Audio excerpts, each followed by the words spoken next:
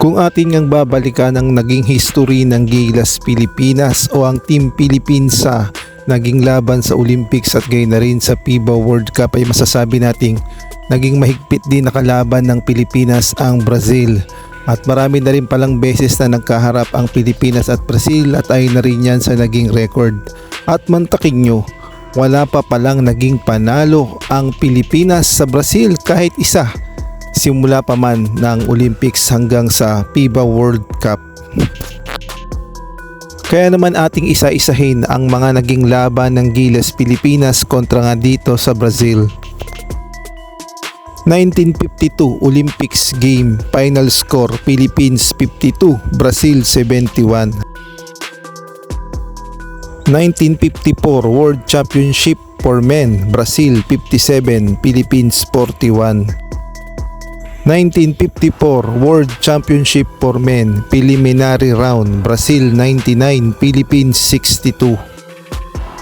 1978 World Championship for Men, semi-final round, Philippines 72, Brazil 119. Kaya naman bukas ay mukhang gagawa ng history ang Gilas Pilipinas kung matatalo nila ang Brazil. Sa lakas ba naman ng Brazil na loaded ng mga NBA player? Tignan na lang natin kung paanong diskarte ang gagawin ni Coach Tim Cone at paniguradong naghahanda na rin ng Brazil at hindi nila minamaliit ang kakayahan ng Gilas Pilipinas.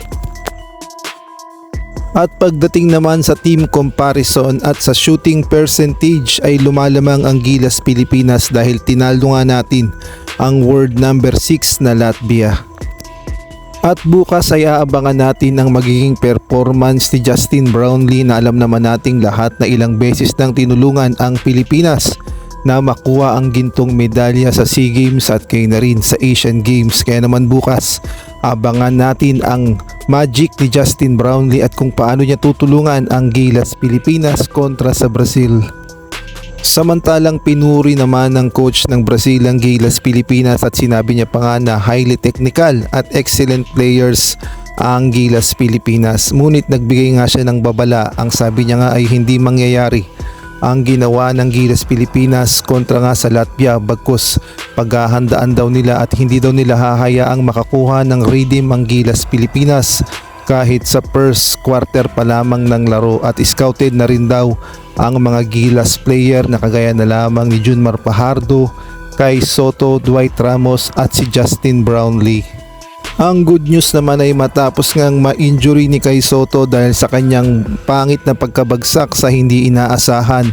Dito nga makikita natin na mali ang landing ni Kai Sotto tapos nadaganan pa siya ng isang Georgian player. Ang good news naman ay negative naman ang result ng x-ray sa kanyang ribs at malaki nga ang pag-asa ni Kai Sotto na maglaro kontra nga sa Brazil bukas.